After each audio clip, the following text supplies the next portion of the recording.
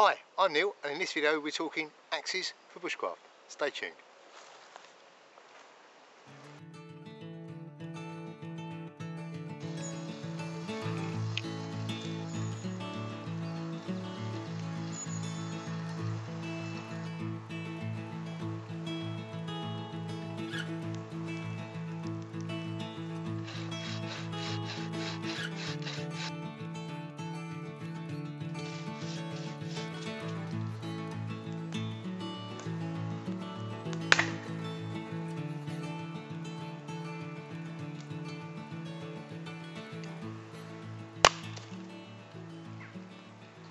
Bushcraft and axes go together.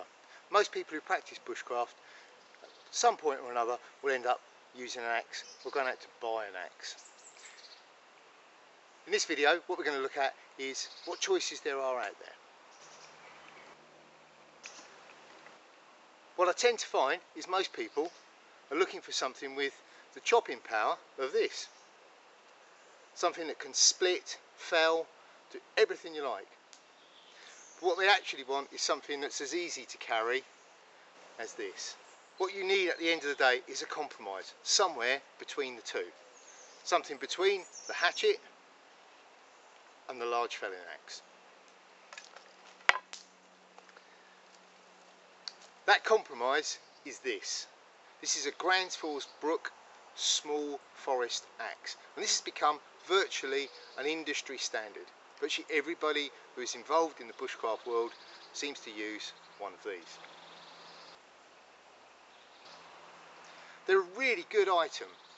They're handmade, hand forged in Sweden. The maker is actually so proud of his work he stamped his initials in the end of it.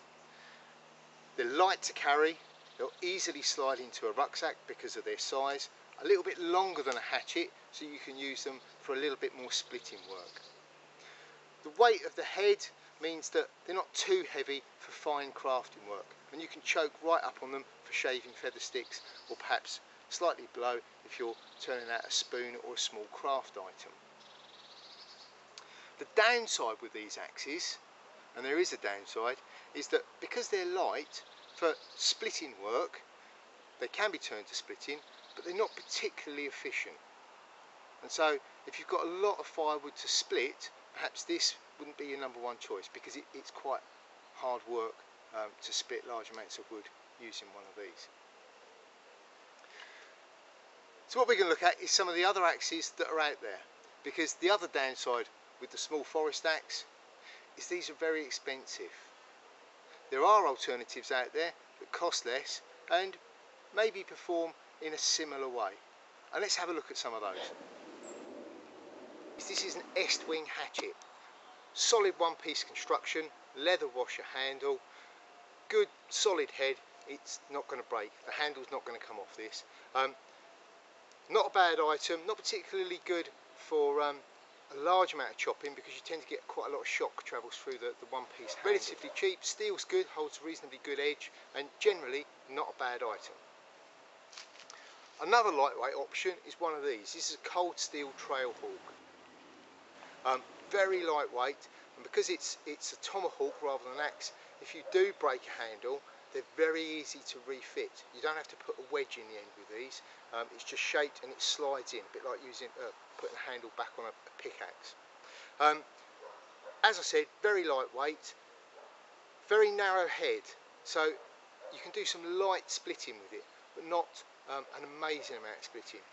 Very good hammer pole on it, and quite a small cutting edge. What I tend to do with this is I carry just the head, because I can make a handle out in the woods. This can fit in a pocket or a day sack. Really good, excellent, lightweight little hatchet for summer use. My other favourite axe, my little Norland hatchet, and this is the one that I tend to carry with me most of the time. Fits in a day sack. If I'm backpacking, it weighs very, very little, about half the weight of a small forest axe. I put a slightly longer handle than this would have originally had, and I bought this one from eBay. It was just a head.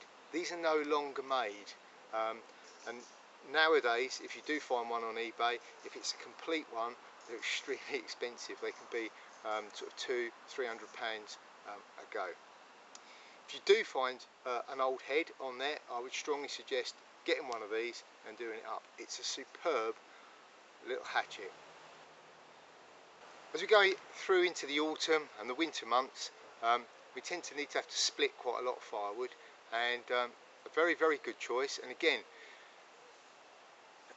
relatively easy available, not so much in the UK and Europe, but certainly over in the United States, are these. This is a Snow and Neely Hudson Bay pattern axe. Relatively lightweight, a little bit heavier than the Grantsford's Brook axe. It is mass produced.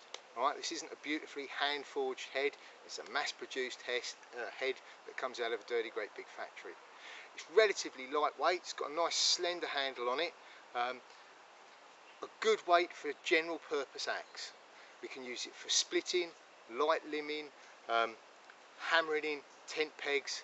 Excellent, excellent item. Slightly too big to go in a rucksack, but it will fit quite nicely down the side of a rucksack. Okay, this axe, this is made by a Swedish company called Hultafors, or Holtzbrook I think they're marketed as in the United States. This is similar in size and weight to the Hudson Bay pattern axe by Snow and Neely.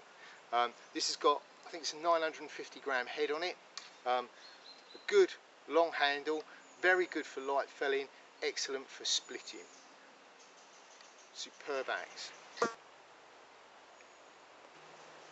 The next axe that I'm going to look at is one that I was given. This again is a Hultafors or a Holtzbrook, and this is their classic trekking hatchet. This is their 800 gram model, and I was given this and I wasn't too sure about it really.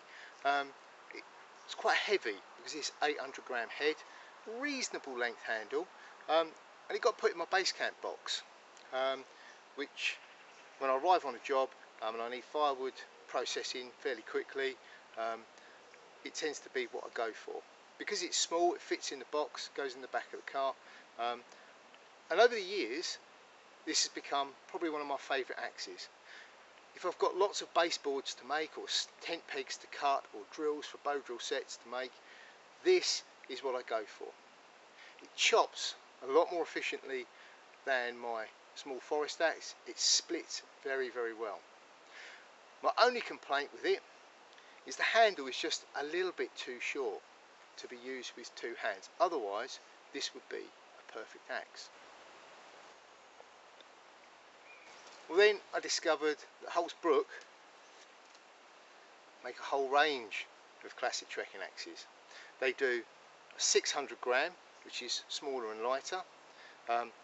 Same mass-produced head on this as on the other one, but this is only 600 grams in weight. Really nice in the hand, good weight to it, and not a bad size. Will easily pack into a day sack. The other one that I discovered is their 900 gram trekking axe, and my complaint with the 800 was that the handle wasn't quite long enough to be used with two hands. Well, this one it is. This is a really good size for a bushcraft axe. It's about the right length, and that's quite easy to tell. If it fits in the palm of your hand and is about the length of your arm, so the handle is just short of your armpit, it's the almost perfect size. The 900 gram head gives you that little bit more sway when we're splitting wood. Okay.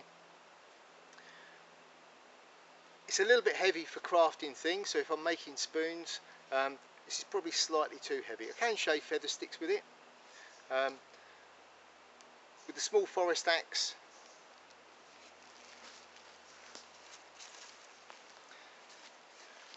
if we compare the two, small forest axe against the trekking axe, head is slightly bigger, but on the trekking axe it's quite a bit heavier, and the handles almost the same size.